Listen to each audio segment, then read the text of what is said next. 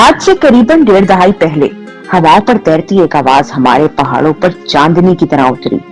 راتوں رات اس کی روشنی میں پوری وادی نہلا گئی.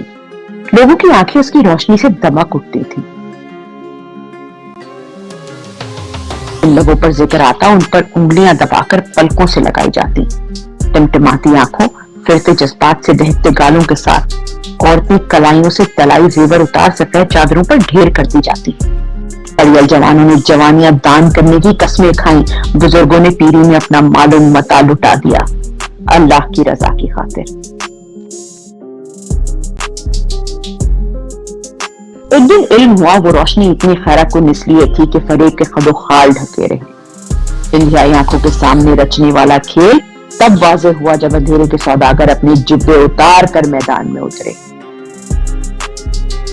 مگر تب بہت دیر ہو چکی تھی.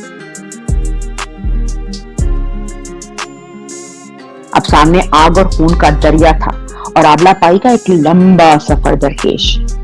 ٹوٹے بکھرے گرتے سنبھلتے بڑا رستہ طے کیا. منزل کے قریب رستے زخموں کو سہلاتے 4 گھڑی چھاؤں میں بیٹھے ہی تھے. پہاڑ کی چوٹیوں پر وہی سیاہ مقروض سائے منڈلاتے دیکھے گئے. جہاں ہاتھ سے روکنے کا حوصلہ تھا وہاں ہاتھ سے روکا.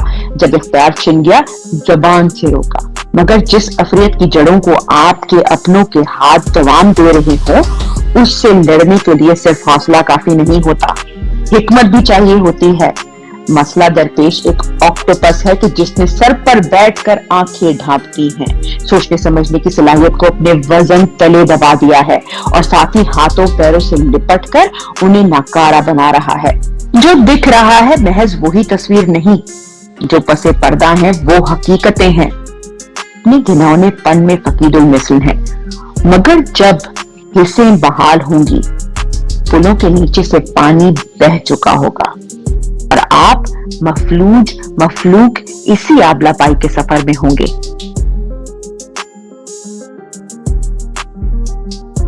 سائے حسب ضرورت، حسب موقع، حسب منشا کبھی پہاڑوں کے اس پار دھکیلے جائیں گے، کبھی اس پار.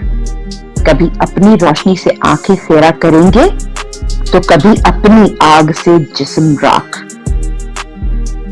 کہ پارٹی لائن سے ہٹ کر نظریے بات میں اپنی لیڈر پسند بات میں اپنے پسند ناپسند بات میں امن ہوگا تو میرا اور آپ کا ایک ہے. اللہ نہ کرے جنازہ اٹھے گا تو میرا اور آپ کا ایک ہے. گھر اجڑے گا تو میرا اور آپ کا ایک ہے. بے گھر ہوں گے تو میرا اور آپ کا ایک ہے. ہم نے اکٹھے رہنا ہے. یہ تو 5 10 15 20 لوگ جو بند کمروں میں ہمارے فیصلے کر کے باہر دنیا سے کرتے ہیں انہوں نے کچھ نقصان ان کا نہیں ہونا. لہٰذا اکٹھے سب نے کھڑے ہونا ہے.